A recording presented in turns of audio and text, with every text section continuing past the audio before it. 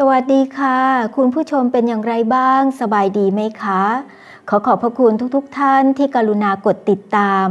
หรือกด subscribe และยังช่วยกดไลค์กดแชร์ให้กับ Taro Holo Channel ในเดือนสิงหาคมนี้ Taro Holo Channel มีอายุครบ 2 ปีเต็มแล้วค่ะทักษะการอ่านและตีความหมายไพ่ทาโร่ของอาจารย์จะชี้ประเด็นปมปัญหาที่เกิดขึ้นในสถานการณ์ปัจจุบันพร้อมเสนอแนะแนวทางแก้ไขปัญหาต่างๆด้วยจิตวิทยาและปรัชญาตามความหมายไพ่ทาโร่นะคะสำหรับคุณผู้ชมที่ให้ความสนใจในการทำงานของอาจารย์ได้ติดต่อเพื่อปรึกษาส่วนตัวนั้น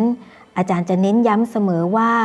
ขอให้คุณพิจารณาก่อนทำการจองคิวเพราะการทำงานของอาจารย์เหมาะสำหรับผู้ที่ต้องการปรึกษาปัญหาชีวิตและความรักและต้องการเยียวยาจิตใจต้องการกำลังใจเมื่อคุณตกอยู่ในสภาวะ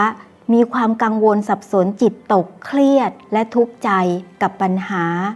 คุณต้องการแก้ไขปัญหาด้วยแนวทางสันติวิธีและพร้อมยอมรับความเป็นจริงของชีวิตอาจารย์ก็จะใช้ทักษะการอ่านไพ่ทาโร่ด้วยหลักจิตวิทยาและปรัชญาเพื่อให้คุณได้เข้าใจพฤติกรรมนิสัยใจคอและความต้องการของคนรักนำไปสู่การปรับตัวเข้าหากันสร้างความสัมพันธ์ให้ดีขึ้นหรือหากจะจบสิ้นความสัมพันธ์ก็จบกันด้วยเหตุผลนี่คือจุดที่คุณและอาจารย์จะได้พูดคุยกันอย่างมีเหตุผลและได้ประโยชน์สูงสุดในการปรึกษาหารือกันไม่ใช่ดูดวงทั่วไปนะคะคุณผู้ชมคะชีวิตแบบ slow life ความอ่อนโยนการประนีประนอมการมีเมตตากรุณาต่อกันและมองโลกด้านบวกอาจารย์เชื่อว่าสิ่งเหล่านี้มีอยู่ในตัวคุณทุกคนเพียงแค่คุณจะใช้สิ่งนี้กับใครหรือใช้สิ่งนี้กับทุกคนเหมือนอาจารย์ไม่มีเหตุผลจะต้องก้าวร้าวหรือพูดคำหยาบคายกับใครเพราะอาจารย์มีทัศนคติว่าทุกคนมีเกียรติมีค่าและเป็นคนเก่งของอาจารย์นะคะคลิปวิดีโอนี้เป็นทักษะการอ่านไพ่ทาโร่ด้านความรักความสัมพันธ์12ราศีประจำเดือนสิงหาคม2562และสำหรับไพ่ Romantic Tarot และ The Romance Angel จะมาบอกเล่าเรื่องราวความรักความสัมพันธ์ให้แก่12ราศีเช่นเดิมค่ะให้เกียรติชาวราศีกรกฎค่ะราศีกรกฎคือผู้ที่เกิดในช่วงระหว่างวันที่17กรกฎาคมถึง16สิงหาคมค่ะขอรายงานราศีที่มียอดวิวสูง5อันดับของคลิปความรักความสัมพันธ์12ราศีในเดือนกรกฎาคมนะคะอันดับที่1หรือแชมป์ได้แก่ราศีเมษอันดับ2ราศีพิจิกอันดับ3ราศีกุมอันดับ4ราศีมีนอันดับ5ราศีธนูและราศีสิงห์ชาวราศีกรกฎเป็นอย่างไรบ้างเส้นทางรักของคุณราบรื่นหรือไม่คะผู้ที่ร่วมราศีกรกฎมีเป็นล้านคนก็ไม่ได้หมายความว่าชาวราศีกรกฎทุกคนจะมีความสุขบนเส้นทางรักชาวราศีกรกฎบางคนอาจมีเรื่องราวดราม่าบนเส้นทางรักก็ได้มาดูกันนะในช่วงเดือนสิงหาคมความรักของคุณจะเป็นอย่างไรบ้าง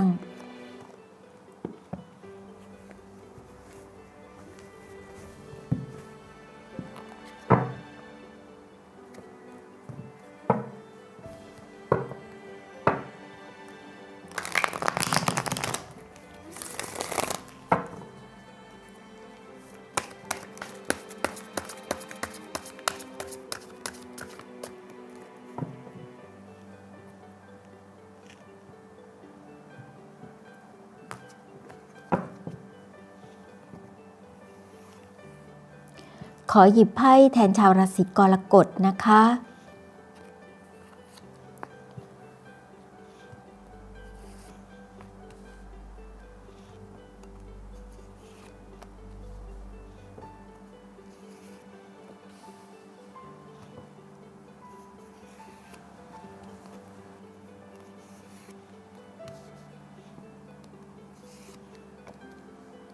หยิบไพ่มาครบแล้วนะขออำนาจไพ่ทาโร่ โปรดทำนายความรักความสัมพันธ์ของชาวราศีกรกฎผู้ที่เกิดในช่วงระหว่างวันที่17 กรกฎาคมถึง16 สิงหาคมในช่วงเดือนสิงหาคม 2562 ด้วยเถิดขอเปิดหน้าไพ่ก่อนนะคะชาวราศีกรกฎ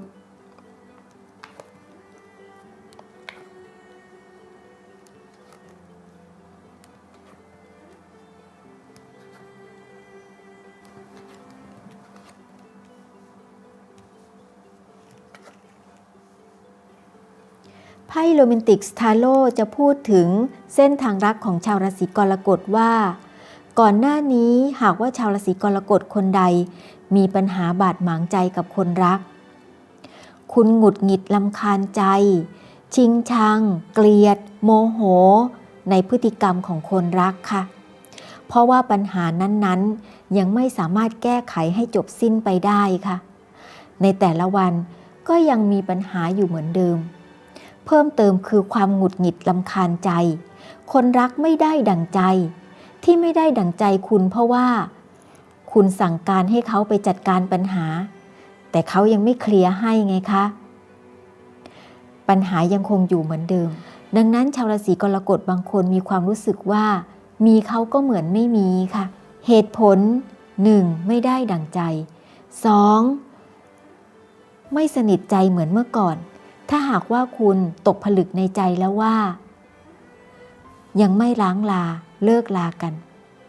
ลืมตาตื่นขึ้นมาตอนเช้าและคิดว่าไม่มีเขาก็ทำใจไม่ได้ในที่สุดแพ้ใจตัวเองดังนั้นก็อย่าได้มีปัญหาเพิ่มค่ะแม้ว่าในบางครั้งคุณจะมีความรู้สึกหนาวเหน็บในใจนะเพราะว่าขาดความอบอุ่นอันว่าความสัมพันธ์ของคุณสองคนนั้นหากว่าไม่พูดถึงปัญหาที่เกิดขึ้นแต่เก่าก่อนที่คุณอยู่กันแบบดีๆเนี่ยคุณสองคนเมื่อรวมตัวกันอยู่ร่วมกันเนี่ยคุณเติมเต็มให้กันและกันนะคะเขาเติมเต็มให้คุณคุณเติมเต็มให้เขาโลกทั้งใบคุณและเขามีความสุขค่ะแต่พอเวลามีปัญหาปุ๊บคนสองคนแตกคอกันทันทีราวกับว่าต่างคนต่างมีอีโก้งัดข้อต่อต้านกันโดยการที่เอาทิฐิมางัดข้อต่อต้านกันค่ะดังนั้นในตอนนี้ให้พยายามนึกถึงความสัมพันธ์แต่เก่าก่อนที่คุณเคยอยู่กันแบบดีๆอะค่ะและพยายามลดทิฐิลงค่ะดังนั้นความสัมพันธ์เนี่ยเห็นไหมคะมีสถานีรักขึ้นมาไพ่ใบนี้สถานีรถไฟอาจารย์ตั้งชื่อไพ่ใบนี้คือสถานีรักไม่ว่าอย่างไรคุณสองคนปักหลักยึดมั่นถือมั่นในความรักเรียบร้อยแล้วบางครั้งถ้าหากว่าคุณนึกถึงปัญหาที่เกิดขึ้นเนี่ยคุณคงแทบจะอุทานออกมาว่าเสียดายจริงๆเหมือนตกม้าตายอย่างไรไม่รู้อุตส่าห์รักกันมาดีๆชาวบ้านมองมาที่คู่ของคุณราวกับว่าเป็นคู่รักแห่งปีเขาไม่เคยเห็นคุณทะเลาะกันเลยจู่ๆมีปัญหาขึ้นมาจึงทำให้คุณเนี่ยหงุดหงิดโมโหนะแล้วก็รับเรื่องราวที่เกิดขึ้นไม่ได้รับเรื่องราวปัญหาต่างๆไม่ได้ค่ะอย่างไรก็แล้วแต่คุณก็ยังคงเป็นสถานีรักยังไม่อยากรั้งลาเลิกลาแต่ความรักของคุณอยู่ในสภาวะความสัมพันธ์คนสองคนมีคนใดคนหนึ่งแอบทำผิดคือเขาทำผิดพลาดไปแล้วอะและในความผิดพลาดนั้นยังไม่สามารถกอบกู้ชีวิตกลับคืนมาได้พลั้งเผลอทำผิดพลาดในเรื่องที่ไม่ดีและยังเอาตัวเองออกมาจากพันธนาการเลวร้ายนั้นไม่ได้ค่ะคุณรู้ทันเขาทุกเรื่องแต่คันพอจะเรียกมาเคลียร์กันเนี่ย ปรากฏว่าเขาไม่เคลียร์ด้วยอะค่ะแถมเขายังโกหกไปต่างๆนานาถ้าจะถามว่าปัญหาต่างๆที่เกิดขึ้นในตอนนี้จะจบลงเมื่อไหร่ก็จะบอกชาวราศีกรกฎว่ายังไม่จบลงง่ายๆโชคชะตาฟ้าลิขิตกำหนดให้ชาวราศีกรกฎเจอเรื่องราวดราม่าในตอนนี้แล้วก็มีเส้นทางให้คุณเลือกเดินด้วยค่ะเหมือนไพ่ใบนี้ค่ะจิตรกรวาดภาพดาบสองเล่มปักหัวใจดาบสองเล่มเนี่ยหมายถึง2เส้นทาง2เส้นทางนี้มีอุปสรรคปัญหาทั้ง2เส้นทางเลยแต่ไพ่ใบนี้มาอยู่ในตำแหน่งของปัญหาคือชาวราศีกรกฎปฏิเสธเนี่ยจะไม่เอา2เส้นทางเนี้ยเพราะคุณทวินหาเส้นทางที่โรยด้วยกลีบกุหลาบก็คือคุณต้องการให้คนรักขจัดอุปสรรคปัญหาทั้งหลายทั้งปวงให้สิ้นซากไปซะคุณทนไม่ได้กับปัญหาที่เกิดขึ้นแต่ว่าในตอนนี้คนรักของคุณเนี่ยเขายังไม่สามารถเอาตัวเองออกมาจากพันธนาการที่เขาไปเกี่ยวข้องนะคะเขาจึงแก้ไขปัญหายังไม่ได้อยู่ที่คุณจะมีความเข้มแข็งที่จะอยู่กับเขาพร้อมกับเผชิญปัญหาไปพร้อมกันไหมไพ่อีกใบหนึ่งนี่คือการปรับเปลี่ยนค่ะไพ่ใบนี้คือการปรับสมดุลการปรับเปลี่ยนอะไรที่เป็นอุปสรรคกีดขวางก็พยายามปรับปรุงแก้ไขเพื่อให้เส้นทางรักราบรื่นการแก้ไขปรับปรุงอาจจะเป็นเพียงแค่ว่าเลือกเอาเส้นทางที่มีอุปสรรคปัญหาน้อยที่สุดแล้วก็เดินหน้าต่อไปเท่านั้นตกผลึกในใจให้ได้ก่อนนะคะชาวราศีกรกฎว่าคุณจะยังคงรักคนนี้ต่อไปไหมหากว่าคุณตกผลึกในใจแล้วว่าคุณยังไม่อยากร้างลาเลิกลาขั้นตอนต่อมามีเส้นทางให้คุณเลือก2เส้นทางซึ่ง2เส้นทางนี้มีอุปสรรคปัญหาด้วยกันทั้งคู่ให้คุณใช้ไหวพริบปฏิภาณสติสัมปชัญญะเลือกเอาเส้นทางที่มีปัญหาน้อยที่สุดแล้วก็เดินหน้าต่อไปอาจจะเป็นด้วยวิธีลดทิฐิตัวเองลงมายอมสูญเสียการเป็นตัวตนของตัวเองเพื่อที่จะอยู่กับคนรักให้ได้เราไม่สามารถไปแก้ไขเขาได้เราก็กลับมาแก้ไขตัวเราเองเราไม่สามารถบังคับให้เขาปรับปรุงตัวได้เราก็ต้องกลับมาปรับทัศนคติมุมมองของเราเอาเองค่ะจากนั้นก็เฝ้ารอเมื่อเวลาชีวิตของคุณอยู่ในจังหวะขาขึ้นเดี๋ยวก็มีหนทางแก้ไขอุปสรรคปัญหาเองค่ะแต่ในตอนนี้หากว่าชีวิตของคุณอยู่ในช่วงขาลงก็อาจจะยังไม่มีความคิดดีๆมาแก้ไขปัญหาไพ่สรุป3ใบจะเห็นว่ามีไพ่ที่หมายถึงรักสามเศร้าไพ่ใบนี้หมายถึงอยากจะกำจัดมือที่3ออกไปจากเส้นทางรักค่ะแต่เห็นไหมคะจิตรกรวาดภาพผู้หญิง2คนใส่เดรสสีแดงกับเดรสสีเหลืองผู้หญิงใส่เดรสสีเหลืองน่าจะอยู่ในสถานะมือที่3เธอกำลังยั่วยวนผู้ชายและด้านหลังของเธอก็มีโคมไฟนั่นหมายถึงว่าพยายามยั่วยวนเชิญชวนผู้ชายให้มามีความสัมพันธ์ด้วยผู้หญิงใส่เดรสสีแดงน่าจะเป็นตัวจริงมองจ้องไปที่ผู้หญิงใส่เดรสสีเหลืองเนี่ยก็คือเหมือนสายตาพิฆาตเหมือนสายตาพิฆาตนะคะอยากจะกำจัดผู้หญิงที่ใส่เดรสสีเหลืองออกไปจากเส้นทางชีวิตแต่ว่าในตอนนี้ยังกำจัดไม่ได้และเมื่อยังกำจัดไม่ได้ทำอย่างไรนี่คือไพ่การวางแผนค่ะไพ่ใบนี้คือเราถอยออกมาจากเรื่องราวทั้งหมดก่อนหากว่าในตอนนี้ เรากระโจนลงไปเป็นหนึ่งในตัวละครเราคิดไม่ออกค่ะสมองเออเลอร์ดังนั้นในตอนนี้ชาวราศีกรกฎบางคนคุณอาจจะใช้วิธีการเหมือนกับไพ่ใบนี้คือถอยออกมาจากเรื่องราวปัญหาต่างๆมาหาพื้นที่ส่วนตัวจากนั้นก็มองย้อนกลับไปดูความสัมพันธ์ของคุณและคนรักพร้อมกับดูมือที่3ด้วยค่ะจากนั้นก็คิดกลยุทธ์หาวิธีการที่จะแก้ไขอุปสรรคปัญหาที่เกิดขึ้นค่ะแต่อาจจะใช้เวลานานพอสมควรที่จะคิดได้ว่าจะหาทางแก้ไขปัญหาอย่างไรสุดท้ายในตอนนี้นะก็คือการนิ่งเงียบค่ะก่อนหน้านี้อาจจะวีนและเหวี่ยงทะเลาะกันกล่าวกับว่าเป็นสงครามใหญ่โตแต่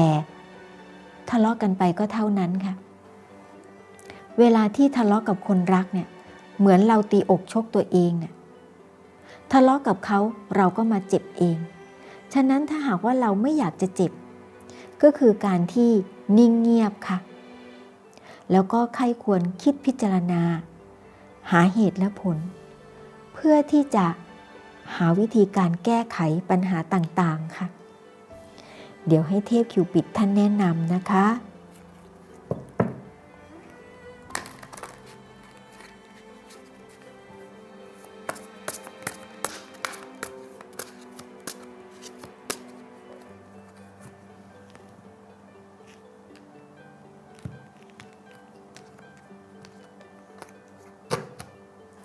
เทพคิวปิดจะแนะนำให้แก่ชาวราศีกรกฎว่า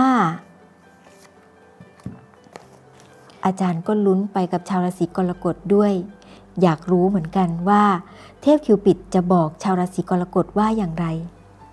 Attraction คือการสร้างแรงดึงดูดสร้างเสน่ห์ให้คนรักมาสนใจคุณค่ะหากว่าชาวราศีกรกฎคุณเหมือนกับไพ่ใบนี้คืออยากจะกำจัดมือที่3ออกไปจากเส้นทางรักและคุณก็ใช้วิธีการถอยหลังออกมาเมื่อว่าก่อนหน้านี้คุณอยู่ในเรื่องราวทำให้คุณเห็นสิ่งต่างๆไม่ชัดเจนเมื่อคุณตัดสินใจจะแก้ปัญหาอย่างจริงจังบอกให้คนรักแก้ไขเขาก็แก้ไขไม่ได้สักทีนางพญาต้องลงมือเอง ชาวราศีกรกฎงั้นฉันลงมือเองคุณก็ใช้วิธีการนิ่งเงียบแล้วก็ประเมินประมวลผลวิเคราะห์เรื่องราวต่างๆแล้วก็หาทางแก้ไขค่ะแล้วมาดูกันว่าปฏิบัติการทวงแฟนคืนเนี่ยในเดือนหน้าชาวราศีกรกฎจะทวงแฟนคืนได้ไหมปฏิบัติการทวงแฟนคืนนั้นไม่ใช่เป็นไปในรูปแบบทำสงครามก้าวร้าวทะเลาะเบาะแว้งกันนะคะคุณจะต้องมาปรับเปลี่ยนมุมมองมาแก้ไขที่ตัวคุณค่ะกายภาพก็คือปรับปรุงตัวเองให้สวยให้หล่อขึ้นทางด้านจิตใจก็คือปรับทัศนคติมุมมองปรับบุคลิกภาพปรับทางด้านจิตใจปรับมารยาทเพื่อให้คุณมีเสน่ห์ค่ะอาจารย์เป็นกำลังใจให้อีกครั้งนะชาวราศีกรกฎแล้วพบกันเดือนหน้าค่ะ